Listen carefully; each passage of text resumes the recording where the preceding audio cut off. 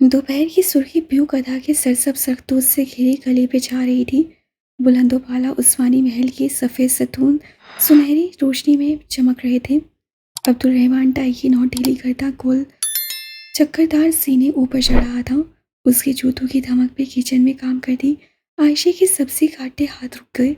घर में जूतों समेत सिर्फ अब्दुल रहमान ही घूमा करता था। वो मिडिल क्लास सुर्खियों की तरह घर से बाहर कभी जूते नहीं उतारता था, बल्कि इस्तांबुल की हाई एलीट की तरह कालीन पे भी जूते पहनकर बहुत ताफाकुर से चला करता था। आयशे ने सुबह ही उसे एमएसएम कर दिया था। ये हया कल चली गई है और रात में आने भी आ गई थी। वो चाहे तो घर आ सकता है। सो वो आ गया था।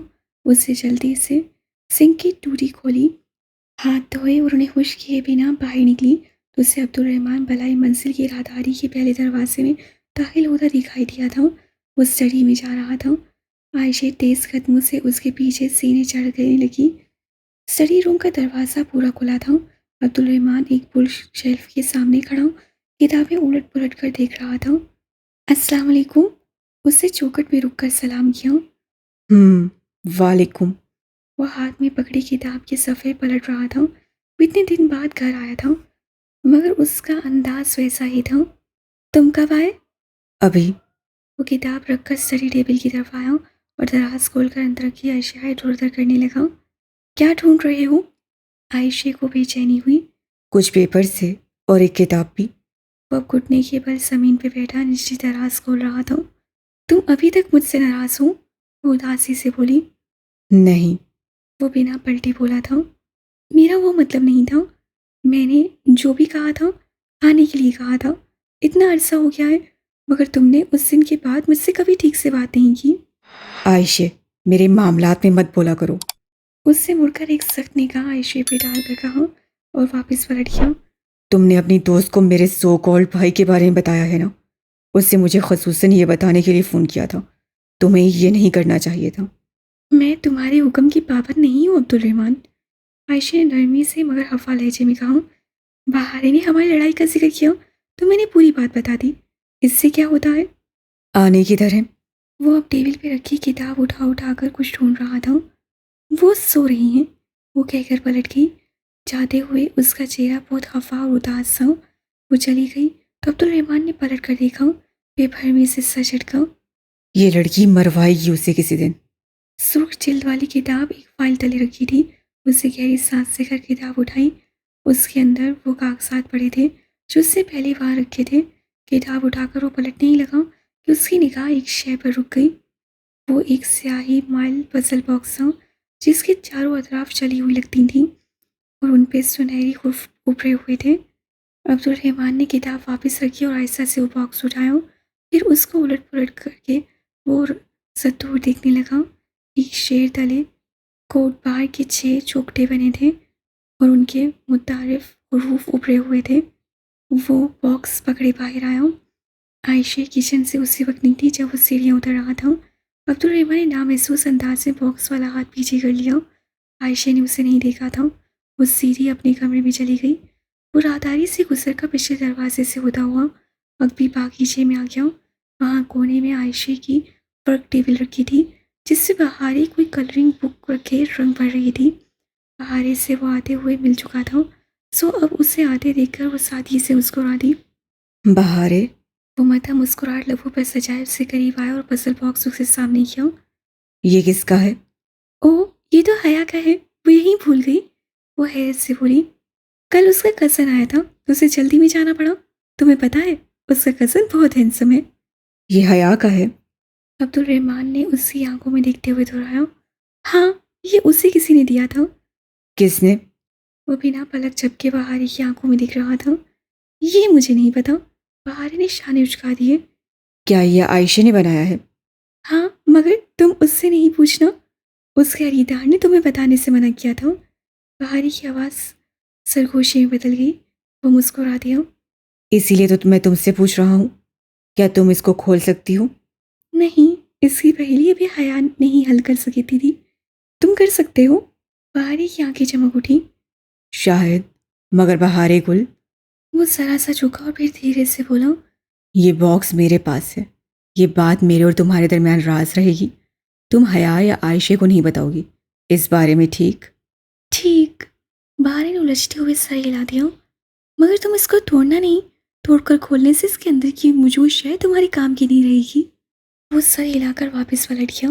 بہار اپنی کلرنگ بک چھوڑ کر اس کے پیچھے آئی. وہ جب تک اندر آئی عبدالرحمن اوپر جا چکا تھا. وہ دبے پاؤں سینے چڑھنے لگی. تیسری منزل پہ عبدالرحمن کے کمرے کا دروازہ نہیں ہوا تھا. بہار نے چوکٹ کے قریب سر نکال کر جھانکا. عبدالرحمن پزل باکس الماری میں رکھ رہا تھا. الماری کا پٹ بند کر کے اس سے لاک لگایا اور چابی اپنے بیڈ کے سائڈ ٹیبل کے دراز میں ڈال دی.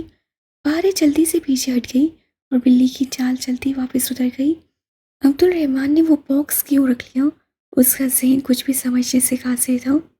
ابا آج صبح پہنچے تھے اور اب وہ مرمرہ ہوٹل میں تھے. مرمرہ ہوٹل ٹاکسے میں واقع تھا. حیا اور ڈی جے نے غریب عوام کی طرح وہ شاندار ہوٹل باہر سے ہی دیکھا تھا. اگر ڈی جے ہوتی تو وہ دونوں اس بات کو بہت انجوائے کرتی کہ ابا اب اسی ہوٹل میں رہ رہے تھے. اس کا ڈروم ڈی جے کے بغیر بہت ادھورا سا تھا. ڈی جے ابھی تک وہیں تھی. وہ تو جیسے کہیں ہی نہیں تھی. حالے نے کل ڈرون بدل لیا تھا. اب وہ ڈی جے کے بنک پہ منتقل ہو گئی تھی. البتہ ان دونوں نے اس بنک سے ملحقہ میز پہ ڈی جے کی ٹوٹی اینک ٹیپ سے جوڑ کے رکھ دی تھی. رات انجم باجی اور حالے اسی کے پاس رک گئی تھیں. وہ تینوں گھنٹوں ڈی جے کی باتیں کرتی رہی تھیں. جب ہم پہلی دفعہ آپ سے ملے تھے تو اس سے آپ کے انڈین ہونے پہ بہت اعتراض تھا. اس سے پاکستان کا T20 فائنل میں آخری بال پہ مصباح کے آؤٹ ہونے کا بہت دکھ تھا. اس کے بعد کرکٹ دیکھنی ہی چھوڑ دی تھی. بعض سکھ اصل واقعات سے بڑے ہو جاتے ہیں. جیسے ڈی جے کی محبت سے ڈی جے کا دکھ بڑھ گیا ہے. اور اس سکلات اسٹریٹ میں جب اس کے اور حالی کے پاس بہت سے واقعات تھے. وہ راتوں سے نکل کر جب سوئیں تو صبح دیر سے اٹھی. آج چھٹی تھی اور اب اسے ابا سے ملنے جانا تھا. سو وہ اسی لیے تیار ہو رہی تھی. جو گہرا سبز فراک اس سے پہنا تھا یہ وہی تھا جو وہ ڈی جے کے ساتھ آخری دفعہ پھپھو کے گھر پہن کر گئی تھی. بالکل پاکستان کا جھنڈا لگ رہی ہو.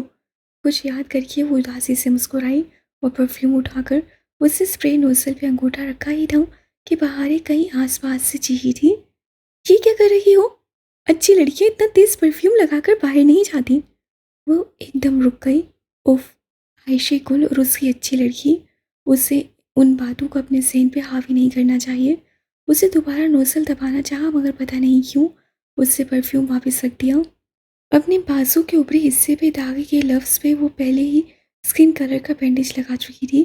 فراک کی شفون کی آستینوں سے بازو جھلکتے تھے. کلر بینڈیج نے ان کو ڈھانپ لیا تھا. اس نے سبز دوپٹہ ٹھیک سے شانوں پہ پھیلایا اور کھلے بالوں کو کندھے کی ایک طرف ڈالتی باہر نکل آئی. اچھی لڑکیاں بال کھول کر باہر نہیں نکلتی.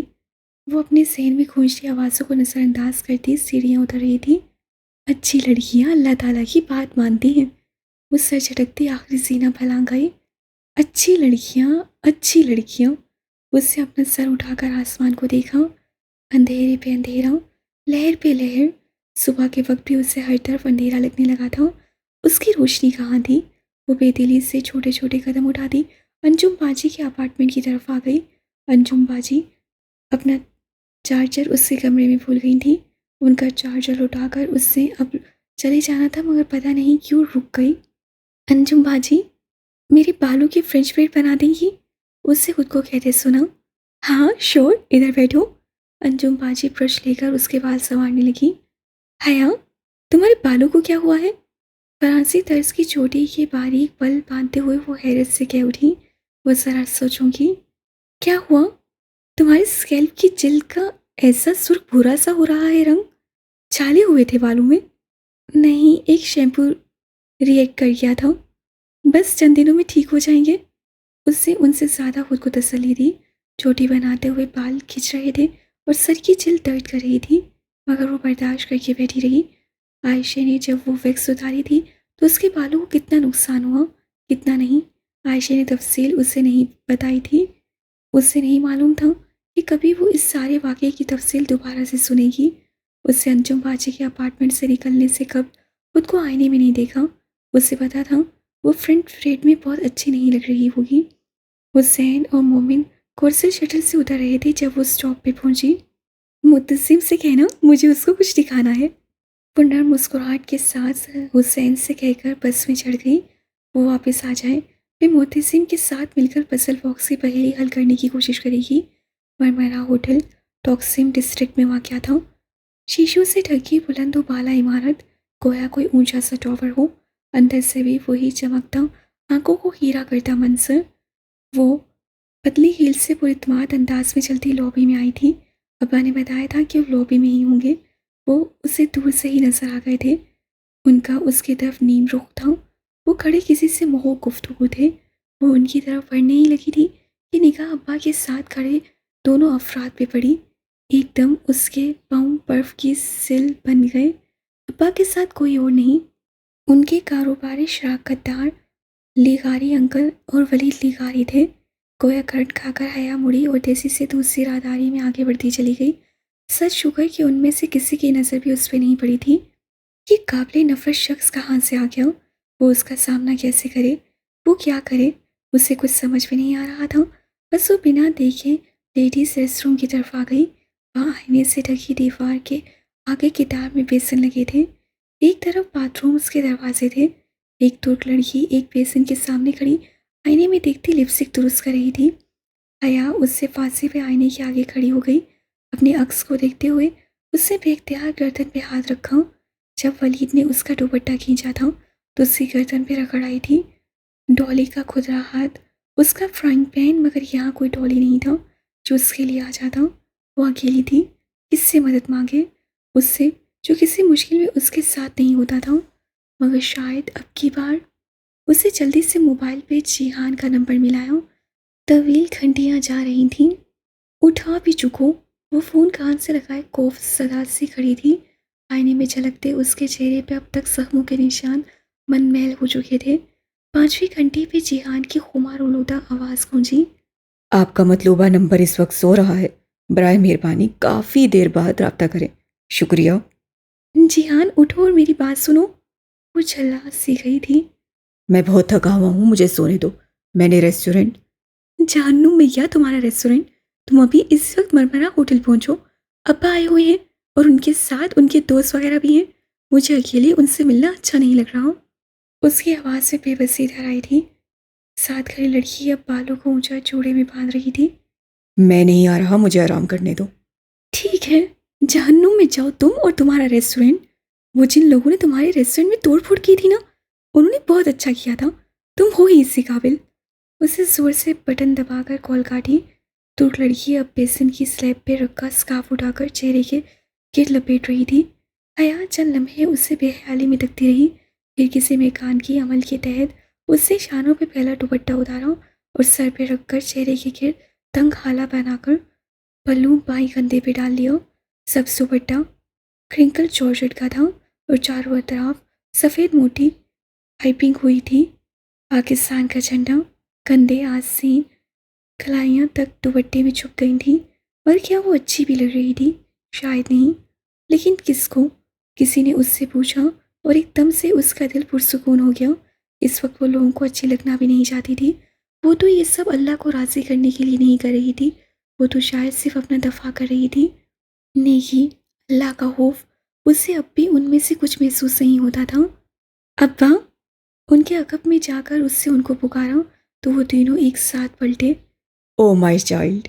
ابا خوشی سے آگے بڑھے، وہ ایک رسمی مسکراہٹ لبوں پہ سجائے ابا سے ملی اور لیغاری انکل کو فاصلے سے سلام کیا۔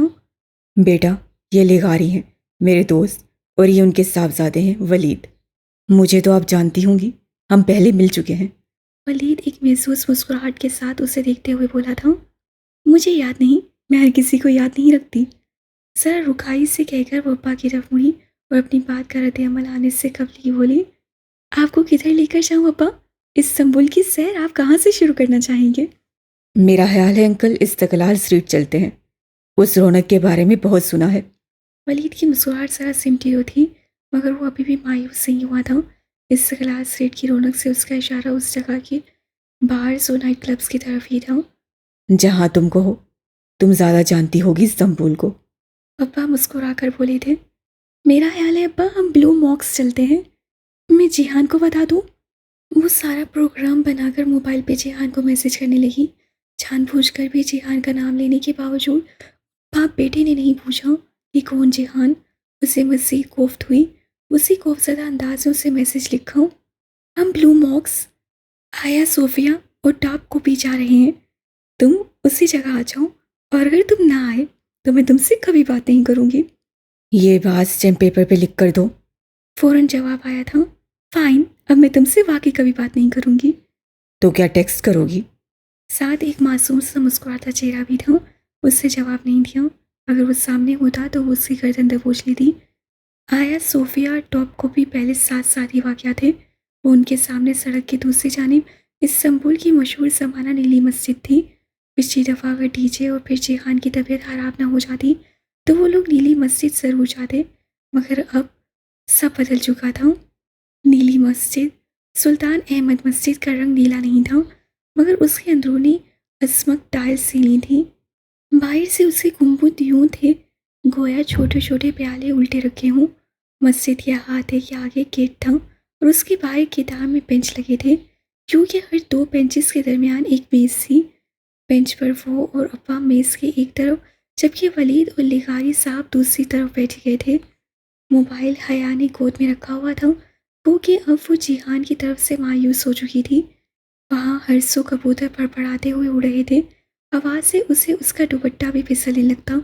वो बार बार उसे दो उंगलियों से पेशानी पर आगे को खींचती। आज उसे अपने सर से दुपट्टा नहीं गिरने देना था। आज नहीं। रात के सेमिनार के बाद यूँ करते हैं कि उमैर खान से मिल लेंगे। अब्बा और लिगारी अंकल आपस में हुई गुफ्तगू थे। वलीद उसे नसों के आसार में लिए उसके मुकाबिल बैठा था। वो गर्दन मुड़कर लाताल्लुक से उड़ते कबूतर देख रही थी। तफातन उससे अब्बा और लिगारी अंकल को उठते देखा। चौंक कर उसने गर्दन को मोड़ी। तुम लोग बैठो, हम अभी आते हैं। उससे बैठने का इशारा करके वो दोनों आगे बढ़ गए। उन्हें कुछ देखना था या कोई मिल गया था, या फिर शायद वलीद ने अपने बाप को क्लू दिया था। वो ना चाहते हुए भी बैठी रही। दिल की अजीब कैफियत हो रही थी। अब्बा को भी तुर्की आकर अतातुर्क का असर हो गया था। पाकिस्तान होता तो वो कभी यूं अपनी बेटी को दोस्त के बेटे के साथ तनहा छोड़ कर ना जाते। तो मैं आपको वाकई याद नहीं? वो महसूस अंदाज से मुस्कुराते हुए उसे देख रहा था। हया ने गर्दन फेर कर संजीदगी से उसे देखा। मेरे अब्बा के दोस्तों के पास बहुत से कुत्ते हैं, मुझे कभी किसी एक कुत्ते का भी नाम याद नहीं रहा। वो जवाबन उसी तरह मुस्कुराई क्यों। बहुत नेक हो गई हैं आप, मगर सुर्ख रंग में आप बहुत अच्छी लगती थी। वो लब भींचे रूह मोड़े बैठी रही। कुछ खाएंगी आप? क्या पसंद है आपको खाने में? आपको क्या पसंद है खाने में? Frying pan. अब कि वो तमस्सराना मुस्कुरा कर बोली थी। वो फिर भी ढिठाई से मुस्कुराता रहा। गाड़ी नहीं है आपके पास इधर?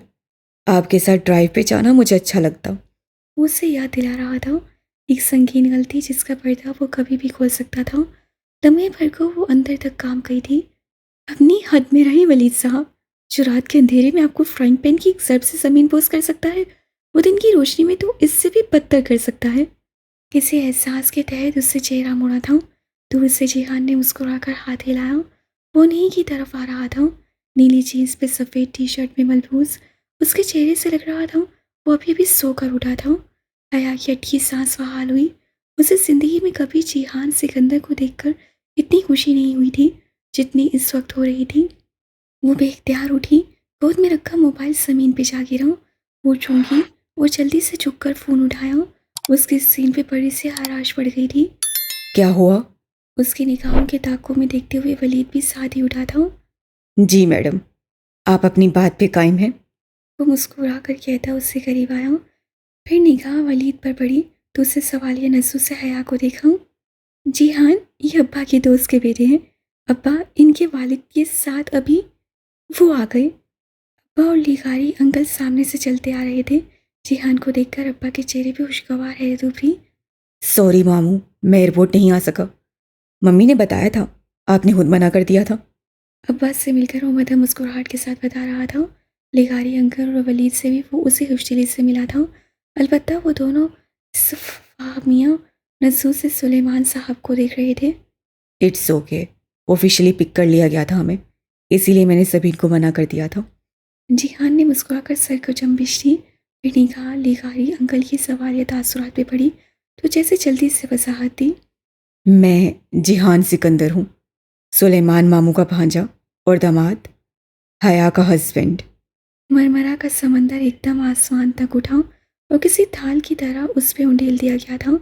وہ اس پوشاڑ میں بالکل سنسی ہوئی جیہان کو دیکھ رہی تھی، جس رشتے کے متعلق نہ پوچھنے کی اس سے قسم کھا رکھی تھی۔ اس رشتے کا اقرار یوں اس منظر نامے میں ہوگا، اس سے کبھی تصور بھی نہیں کیا تھا۔ दामाद، اوہ آئی سی۔ لیگاری انکل نے بامشکل مسکرا کر سر ہلایا، پھر ایک نظر ابا پہ ڈالی جو لمحے بھر کو گنگ رہ گئے تھے مگر جلد ہی سنبھل گئے تھے۔ مجھے خوشی ہے جیہان کہ تم آئے۔ حالانکہ وہ اس کے آنے کی بجائے کسی اور بات پہ خوش تھے۔ سوری ماموں، مجھے پہلے آنا چاہیے تھا، اور اگر اب بھی نہ آتا تو حیا نے مجھے سے ساری زندگی بات نہ کرنے کا ارادہ کر لیا تھا۔ اس سے مسکرا کر کہتے حیا کو دیکھا، وہ جواباً دھیرے سے مسکرائی، جیسے وہ دونوں ہمیشہ سے ہی ایسے ہی آئیڈیل کپل کی طرح بات کرتے رہے ہوں، جیسے ان کے درمیان کبھی کوئی تلخ کلامی ہوئی ہی نہ ہو۔ ولید لیگاری کے چہرے کی مسکراہٹ پھر یوں غائب ہوئی کہ وہ دوبارہ مسکرا نہ سکا۔ بعد میں سارا وقت وہ محتاط انداز میں اپنے باپ کے ساتھ بیٹھا رہا۔ وہ اپنے سامنے اپنے شوہر اور باپ کے درمیان بیٹھی لڑکی پہ اب نظر ڈالنے کی بھی جرات نہیں کر رہا تھا۔ اس سابہر جیہان نے ان تینوں مہمانوں کی بہت اچھے طریقے سے توازہ کی۔ ٹاپ کاپی اور آیا صوفیہ میوزیم کی راہداریوں میں ان کو ساتھ لیے وہ ایک اچھے گائیڈ کے فرائض انجام دے رہا تھا۔ آج استنبول میں حیا کا پہلا دن تھا، جب وہ بہت اعتماد سے جیہان کے پہلو میں چل رہی تھی۔ تم ان دونوں کو ہوٹل ڈراپ کر کے ابا کو گھر لے جانا، میں خود ہی گھر آ جاؤں گی، ابھی مجھے یہاں کچھ کام ہے۔ واپسی کے وقت اس سے جیہان سے دھیرے سے کہا تھا۔ وہ شانے اچکا کر بنا اعتراض کے ساتھ چلا گیا۔ ان کے جانے کے بعد وہ نیلی مسجد کے گیٹ کے اندر چلی آئی۔ اسے یہاں کوئی کام نہیں تھا، اسے بس کچھ وقت کے لیے تنہائی چاہیے تھی۔ مسجد کے احاطے میں سبزہ زار پہ پانی کا فوارہ ابل رہا تھا، اونچی گنبدوں پر چھاؤں سی چھائی تھی۔ وہ سر جھکائے روش پہ چلتی اندر جا رہی تھی، اندھیروں پہ اندھیرے، اس کے اوپر لہر، اس کے اوپر بادل، اس کے قدموں میں تھکاوٹ تھی، اس شخص کی سی تھکاوٹ جس کا سراب اسے اندھیروں میں دھکیل دیتا ہے۔ زندگی کے 22 برس ایک دھوکے میں گزار دینے کے بعد اس کو آج پہلی بار لگا تھا کہ وہ سب صرف ایک سراب تھا، چمکتی ریت جسے وہ آب حیات سمجھی تھی، اور نہیں بنایا جس کے لیے اللہ نے نور، تو نہیں ہے اس کے لیے کوئی نور۔ اندر اس عظیم الشان ہال میں وہ گھٹنوں کے گرد بازوں کا حلقہ بنائے تھوڑی ان پہ جمائے ساری دنیا سے لا تعلق بیٹھی تھی، تو نہیں اس کے لیے کوئی نور۔ اس سے ہمیشہ اپنی مرضی کی تھی، اس سے ہمیشہ اپنی مرضی کے لیے غلط کیا تھا، اس سے بہت دفعہ اللہ تعالیٰ کو نہ کی تھی۔ اسے کبھی اس بات سے فرق نہیں پڑا تھا کہ اللہ تعالیٰ اسے کیسا دیکھنا چاہتا ہے، وہ ہمیشہ وہی بنی رہی تھی جیسے وہ خود کو دیکھنا چاہتی تھی۔ وہ سمجھتا ہے اسے پانی، یہاں تک کہ وہ اس سے قریب پہنچتا تو وہاں کچھ نہیں پاتا، اور وہ اس سے قریب اللہ تعالیٰ کو پاتا ہے۔ اس سے آنکھیں بند کر کے چہرہ گھٹنوں میں چھپا لیا۔ جس دن اس کا تازہ یونیورسٹی میں ایڈمیشن ہوا تھا، اس سے دوپٹہ بالکل گردن میں دینا شروع کر دیا تھا۔ کتنا ڈانٹا تھا تایا فرقان اور ابا نے بھی شروع میں کچھ کہہ دیتے، مگر جب وہ خاموشی سے ان کی بات سنی انسنی کر کے آگے نکل جاتی تو رفتہ رفتہ سب نے کہنا چھوڑ دیا، اور پھر اس سفر کی نوبت کہاں پہنچی۔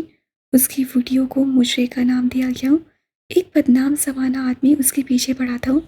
سائمہ تائی اس کے بارے میں آگے پیچھے ہر جگہ نازیبا باتیں کہتی پھرتی تھی، اور ایک اغواکار شخص نے اس کے بازو پہ وہ نام داغ دیا تھا جو شرفا اپنے منہ سے نہیں نکالا کرتے تھے۔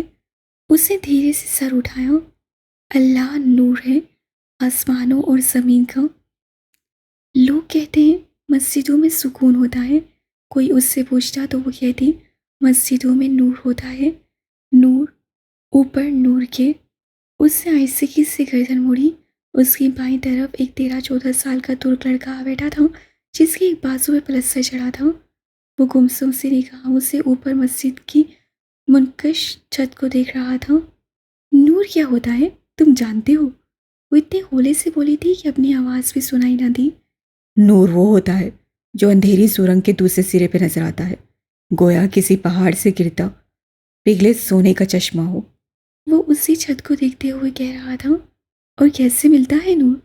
جو اللہ تعالیٰ کی جتنی مانتا ہے اسے اتنا ہی نور ملتا ہے۔ کسی کا نور پہاڑ جتنا ہوتا ہے، کسی کا درخت جتنا، کسی کا شعلے جتنا۔ اور کسی کا پاؤں کے انگوٹھے جتنا۔ لڑکی نے سر جھکا کر اپنے پاؤں کو دیکھا۔ انگوٹھے جتنا نور جو جلتا بجھتا بجھتا جلتا ہے، یہ ان لوگوں کو دیا جاتا ہے جو کچھ دن بہت دل لگا کر نیک عمل کرتے ہیں اور پھر کچھ دن سب چھوڑ چھاڑ کر ڈپریشن میں گھر کر بیٹھ جاتے ہیں۔ اور انسان کیا کرے کہ اسے آسمانوں اور زمین جتنا نور مل جائے؟ وہ اللہ کو نہ کہنا چھوڑ دے، اسے اتنا نور ملے گا کہ اس کی ساری دنیا روشن ہو جائے گی۔ وہ پھر سے گردن اٹھائے مسجد کی اونچی چھت کو دیکھنے لگا تھا۔ اسے محسوس ہوا اس کا چہرہ آنسوؤں سے بھیگ رہا ہے۔ وہ دھیرے سے اٹھی اور باہر کی طرف چل دی۔ سنو، وہ پیچھے سے بولا تھا۔ حیا لمحے بھر کو رکی۔ دل کو مارے بغیر نور نہیں ملا کرتا۔ وہ پلٹے بغیر آگے بڑھ گئی۔ دل تو مارنا پڑتا ہے، مگر ضروری تو نہیں ہے کہ ٹھوکر بھی کھائی جائے۔ انسان ٹھوکر کھائے بغیر، زخم لیے بغیر، خود کو جلائے بغیر بات کیوں نہیں مانتا؟ پہلی دفعہ میں ہاں کیوں نہیں کہتا؟ نیلی مسجد کے کبوتروں کی طرف اوپر اڑنا کیوں چاہتا ہے؟ پہلے حکم پہ سر کیوں نہیں جھکاتا؟ ہم سب کو آخر منہ کے بل گرنے کا انتظار کیوں ہوتا ہے، اور گرنے کے بعد ہی کیوں بات سمجھ آتی ہے؟ اس سے ہتھیلی کی پشت سے دھیرے سے آنکھیں رگڑی اور باہر نکل آئی۔ ایک فیصلہ تھا جو اس نے نیلی مسجد کی گنبدوں کو کوہا بنا کر کیا تھا، اب اسے اس فیصلے کو نبھانا تھا۔ پھپھو اور ابا لاؤنج میں بیٹھے بیٹے دنوں کی باتیں کر رہے تھے۔ پھپھو بہت خوش تھی، بار بار نام آنکھیں پوچھتی۔ وہ کچن میں چائے بنا رہی تھی، جیہان کیک ٹرے میں سیٹ کر رہا تھا۔ آج اس سے کون سا اعتراف کیا ہے؟ وہ سب یوں ظاہر کر رہے تھے گویا انہیں یاد ہی نہ ہو۔ تمہاری پڑھائی کا خرچ تو بہت ہو گیا ہوگا، اتنے دن لگا دیے ادالہار میں، ڈورم آفیسر نے طلبی کی ہوگی۔ وہ کیک پہ کچھ چھڑکتے ہوئے پوچھ رہا تھا۔ نہیں، ڈورم میں حاضری مارکنگ کا کوئی نظام نہیں ہے۔ ہاں، کلاسز کا خرچ تو ہوا ہے، 5 دن اسپرنگ بریک میں شامل ہو گئے تھے، اوپر کی 6 دن کی غیر حاضری لگی ہوگی۔ اب مزید صرف ایک چھٹی کی گنجائش ہے میرے پاس۔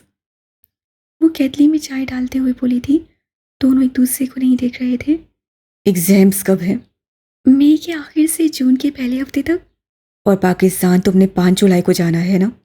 یہ آخری مہینہ تو شاید صرف ترکی گھومنے کے لیے ہے۔ ہاں، مگر ایکسچینج اسٹوڈنٹس کی کوشش ہوتی ہے کہ قریبی ممالک بھی دیکھ لیں، کوئی قطر جا رہا ہے تو کوئی پیرس۔ وہ ٹرے اٹھا کر جانے کے لیے مڑی۔ ہم لندن چلیں؟ حیا نے پلٹ کر حیرت سے اسے دیکھا۔ وہ اوون سے سنیکس کی پلیٹ نکالتے ہوئے دھیرے سے مسکرایا تھا۔ ہم لندن جا رہے ہیں کچھ عرصے تک، ابا کے علاج کے لیے، تم بھی چلو۔ آئیڈیا تو اچھا ہے، سوچوں گی۔ وہ جواباً مسکرائی اور ٹرے لیے باہر آ گئی۔ میری خواہش تھی بھائی کہ یہ سب پاکستان میں سب رشتہ داروں کے ساتھ ہو، لیکن شاید ایسا جلد ممکن نہ ہو، اور پھر ہم دونوں ہیں تو یہاں، اس لیے میں نے سوچا کہ غیر رسمی انداز میں رسم کر لیں۔ پھپھو شاید ابا سے بات کر چکی تھی، تبھی وہ مسکرا رہی تھی۔ وہ جو کارپٹ پہ پنجوں کے بل بیٹھی ٹرے سے پیالیاں نکال کر میز پہ رکھ رہی تھی، نہ سمجھی سے اسے دیکھنے لگی۔ پھپھو مسکراتے ہوئے اٹھی اور چند لمحوں بعد چھوٹی سلور ٹرے لے آئیں جس میں سرخ فیتا رکھا نظر آ رہا تھا۔ حیا نے ناسمجھی سے ٹرے کو دیکھا، پھر کچن سے ٹرالی دھکیل کر لاتے جیہان کو۔ وہ بھی پھپھو کے ساتھ ہاتھ میں ٹرے دیکھ کر رکا، پھر سوالیہ نگاہوں سے ان کا چہرہ دیکھا۔ جیہان سکندر، آپ کو کوئی اعتراض تو نہیں؟ پھپھو نے بظاہر مسکراتے ہی آنکھوں میں اس سے متم پا کیا۔ وہ شاید راضی نہیں تھا، مگر نہیں کہہ کر ٹرالی آگے لے آیا۔ حیا ٹرے میز پہ ہی چھوڑ کر اٹھ کھڑی ہوئی۔ اسے اب نظر آیا تھا سرخ فیتے کے ساتھ دونوں سروں میں ایک ایک انگوٹھی بندھی تھی۔ شادی کا وقت تو ظاہر ہے ہم بعد میں ڈیسائیڈ کریں گے، مگر ہر ماں کی طرح میری بھی خواہش ہے کہ میں اپنی بہو کو نسبت کی انگوٹھی پہنا دوں۔ فاطمہ بھی ہوتی تو کتنا اچھا ہوتا۔ وہ دونوں انگوٹھیوں کو پکڑے ان دونوں کے پاس آئیں۔ ان کے ہاتھ بڑھانے پہ حیا نے کسی خواب کی سی کیفیت میں اپنا ہاتھ آگے کیا۔ انہوں نے مسکراتے ہوئے اس میں انگوٹھی ڈالی۔ وہ ایک سادہ پلاٹینیم بینڈ تھا، سرخ ربن کے دوسرے سرے سے بندھا بینڈ۔ انہوں نے جیہان کی انگلی میں ڈالا، پھر ٹرے سے کھینچی اٹھا کر ربن درمیان سے کاٹا۔ دونوں کی انگلیوں سے بندھا ربن ان کی انگلیوں کے ساتھ جھولتا رہ گیا۔ ترکی میں منگنی شاید اسی طرح ہوا کرتی تھی۔ حیا نے سن ہوتے دماغ کے ساتھ سر اٹھایا۔ جیہان پھپھو کو دیکھتے ہوئے مسکرا رہا تھا اور وہ اس کی پیشانی چوم کر دعا دے رہی تھیں۔ ابا بھی اٹھ کر اس کو گلے سے لگائے دعائیں دے رہے تھے۔ وہ سب کتنا حسین تھا، کسی خواب کی طرح، دھنک کے سارے رنگوں سے محزین، کوئی بلبلا جو کشش ثقیل سے آزاد ہو کر اوپر اڑتا جا رہا ہو، اوپر اور اوپر۔ تم کیوں چپ بیٹھے ہو برہودار؟ ابا شاید جیہان سے پوچھ رہے تھے۔ میں سوچ رہا ہوں، میں وہ پہلا آدمی ہوں گا جس کی منگنی اس کی شادی کے بعد ہوئی ہے۔ وہ دھیرے سے ہنس کر بولا تھا۔ وہ نچلا لب دبائے جلدی سے ٹرے لیے کچن میں آ گئی۔ اس کا سترنگ کا بلبلا اوپر بہت اوپر تیرتا جا رہا تھا۔ شام میں دیر سے جیہان ابا کو واپس چھوڑنے گیا اور پھپھو اپنے کام نپٹانے لگی تو وہ لاؤنج میں آ بیٹھی۔ اپنی انگلی میں پہنے انگوٹھی سے بندھے ربن کو دیکھتے ہوئے وہ زیر لب مسکرا رہی تھی۔ تبھی لینڈ لائن فون کی گھنٹی بجی۔ ہیلو، اسے ریسیور اٹھایا۔ دوسری جانب کوئی نسوانی آواز سی۔ کیا میں مسٹر جیہان سکندر سے بات کر سکتی ہوں؟ نہیں، وہ ذرا باہر تک گئے ہیں، کوئی پیغام ہو تو دے دیجیے۔ چند لمحے کی خاموشی کے بعد وہ بولی، جیہان کو کہنا اس سے جو پارسل مجھے بھجوایا تھا وہ کھو گیا ہے، کسی غلط ایڈریس پہ چلا گیا ہے شاید، میں اسے رات میں کال کروں گی۔ اس کے ساتھ ہی اس سے فون رکھ دیا تھا۔ حیا نے ایک نظر ریسیور کو دیکھا، پھر شانے اچکاتے ہوئے اسے کریڈل پہ ڈال دیا۔ جیہان جب واپس آیا تو وہ لاؤنج میں منتظر بیٹھی تھی۔ پھپھو اب تک سونے جا چکی تھی۔ حیا کا ارادہ تھا کہ وہ لندن کی ٹرپ کا پروگرام جیہان سے ڈسکس کرے، اور بھی بہت سی باتیں تھیں مگر پہلے اس کا پیغام۔ ماموں صبح ہوٹل سے ایئرپورٹ چلے جائیں گے، ہمیں آنے سے منع کر دیا ہے۔ تم یوں کرو، 2 کپ کافی بنا لو، میں کچھ نئی موویز لایا تھا، دیکھتے ہیں۔ وہ بہت اچھے موڈ میں کہتے ہوئے ٹی وی کے نیچے بنے ریک کی طرف آیا تھا۔ اوکے لاتی ہوں، اور ہاں تمہارے لیے فون آیا تھا۔ وہ اٹھتے ہوئے بولی، کوئی لڑکی تھی، نام نہیں بتایا، مگر کہہ رہی تھی کہ تمہارا پارسل اسے نہیں ملا، کسی غلط ایڈریس پہ چلا گیا ہے، شاید وہ رات میں کال کرے۔ وہ تیزی سے مڑتے ہوئے اٹھا تھا۔ میرا پارسل اسے نہیں ملا، اور کیا کہا؟ وہ بے یقینی سے اسے دیکھ رہا تھا۔ کچھ نہیں، کافی لاؤں؟ نہیں، رہنے دو۔ وہ قدرے مضطرب انداز میں کہتے ہوئے صوفے کی طرف آیا اور فون اٹھا کر CLI چیک کرنے لگا۔ اس کی انگلیوں میں انگوٹھی اب بھی تھی مگر ربن نہیں تھا۔ تمہیں صبح کیمپس بھی جانا ہوگا، تم یوں کرو سو جاؤ، میں بس تھوڑا کام کروں گا۔ وہ الجھے متفکر انداز میں CLI چیک کرتے ہوئے بولا۔ سترنگ کا بلبلا پھٹ گیا تھا، سارا موڈ غارت، سارا پلان ختم۔ وہ اچھا کہہ کر بددلی سے کمرے میں چلی آئی۔ اس کا کمرہ لاؤنج سے ملحقہ تھا۔ دروازے کی ہلکی سی درز اسے کھلی رہنے دی۔ جب تک وہ سو نہیں گئی اسے جیہان صوفے سے مضطرب سا بیٹھا فون کو دیکھتے نظر آتا رہا تھا۔ وہ صبح فجر پہ اٹھی تو دیکھا جیہان اسی طرح صوفے پہ بیٹھا فون کو دیکھ رہا تھا۔ اس کی آنکھیں رت جگہ سے سرخ ہو رہی تھیں۔ اس لڑکی کا فون نہیں آیا تھا شاید، انتظار لا حاصل۔ اس کے دل پہ بہت سا بوجھ آن پڑا تھا۔